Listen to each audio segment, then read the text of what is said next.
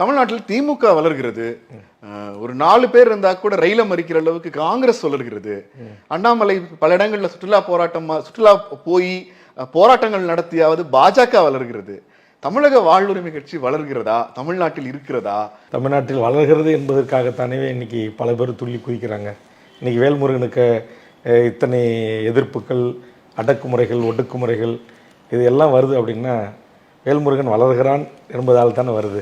இன்னைக்கு பிஜேபியும் ட்விட்டர் பக்கங்களிலே கல்யாணராமனில் தொடங்கி ராஜா வரையில், அண்ணாமலை வரையிலும் இன்றைக்கு வேல்முருகனுக்கு எதிராக கருத்துக்களை சொல்கிறார்கள்.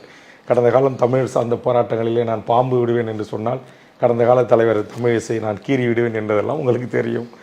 இன்றைக்கு கடலூர் மாவட்டத்தில் நான் சட்டமன்ற உறுப்பினராக பணியாற்றிய பண்ருட்டி தொகுதியில் சில நூறு சில ஆயிரம் இளைஞர்களால் என் பின்னால் வரப்பட்டு தொடங்கப்பட்ட தமிழக வாழ்வுரிமை கட்சி இன்றைக்கி கடலூர் மாவட்டத்தில் கிளைகள் இல்லாத கிராமம் இல்லை என்கிற ஒரு நிலையை உருவாகி இன்றைக்கி கும்மிடிப்பூண்டியிலிருந்து கன்னியாகுமரி வரையில் பல்லாயிரக்கணக்கான இளைஞர்கள் ஒரு நல்ல புரிதல் உள்ள ஒரு அரசியல் தெளிவு பெற்ற என்ன சொல்லுவாங்க நல் முத்துக்களாக இருக்கின்ற தமிழ் தேசிய சிந்தனையாளர்கள் எனக்கு பின்னால் அணிவகுத்திருக்கிறார்கள்.